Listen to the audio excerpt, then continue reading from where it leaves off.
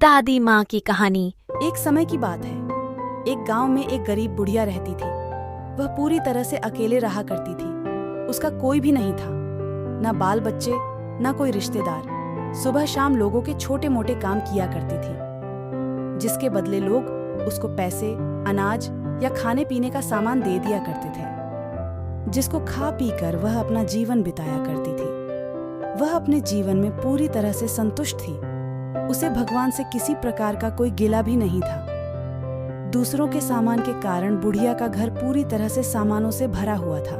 एक बार की बात है, वे अपने घर को खोलकर घर के सामान को धूप दिखा रही थी। समय वहां से दो चोर जा रहे थे। जब उन्होंने देखा कि बुढ़िया के घर में तरह तरह का सामान भरा हुआ है, तो उन्हें बड़ा लालच आया और वे सोचने लगे कि इस घर में तो बुढ़िया अकेली रहती है, क्यों ना हम आकर इसके घर को ही साफ कर दें।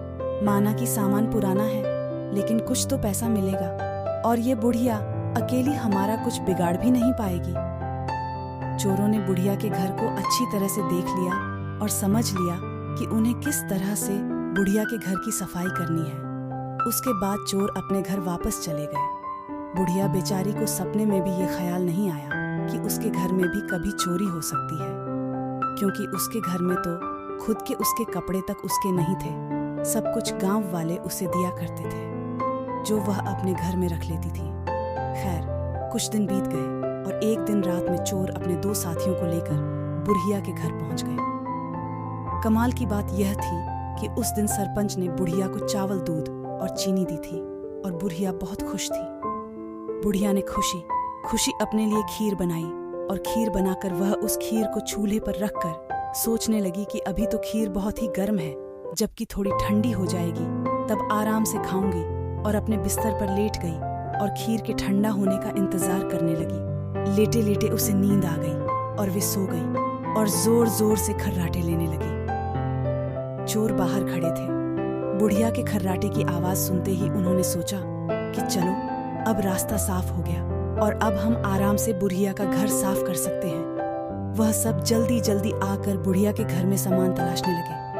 परंतु कमाल की बात यह थी कि उन्होंने जो देखा था वह बिल्कुल गलत था। बुढ़िया का घर तो सामान से भरा हुआ था, किंतु एक भी सामान साबुत नहीं था। हर सामान टूटा फूटा, पुराना और खराब था। यह चोर बड़े दुखी हुए और बुढ़िया को बहुत गालियां देने लगे। वह बोले, देखो कितनी दुष्ट बुढ़िया है, आराम से सो रही है और हम बेचारे इतनी मेहनत कर रहे हैं। तभी दूसरे चोर की नजर चूल्हे पर रखी खीर पड़ी।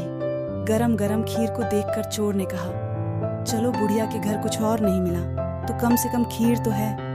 और वह उसको खाने लगे। जब वह खीर खाकर जाने लगे तो उन्होंने थोड़ी सी खीर बुढ़िया के लिए छोड़ दी, किंतु जब उन्होंने बुढ़िया की तरफ देखा तो उसका हाथ खुला हुआ था, जैसे वह कुछ मांग रही हो।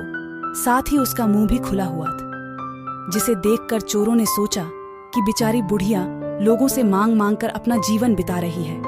लगता है बहुत थक गई है और खाने के लिए खीर मांग रही है। आखिर उम्र में है तो हमारी माँ के ही बराबर।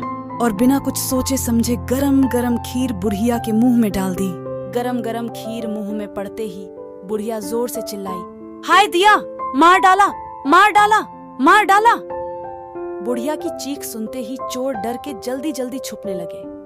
जिसने मुंह में खीर डाली थी वह ऊपर जाकर छिप गया, एक चारपाई के नीचे और एक चारपाई के दाएं। बुढ़िया की चीख सुनते ही गांव वाले बुढ़िया के घर आ गए और पूछने लगे, क्या हुआ माँ? बुढ़िया बोली, मुझे क्या पता, ऊपर वाला जाने। यह सुनते ही ऊपर छिपा हुआ चोर बोला, अरे भला मैं क्यों जानूं? तुम्हारी चारपाई के नीचे छिपा चोर ना जाने। यह सुनते ही चारपाई के नीचे वाला चोर बोला, मैं ही क्यों जानूं? चारपाई के दाएं छुपा चोर क्यों ना जाने? और इस तरह से तीनों चोरों ने खुद ही अपना पता गांव वालों को बता दिया और गांव वालों ने उन्हें पकड़कर खूब पिटाई करी और वापस भेज दिया। उसके बाद से चोरों ने कान पकड़ लिया कि आज के बाद कभी वह चोरी कभी नहीं करेंगे।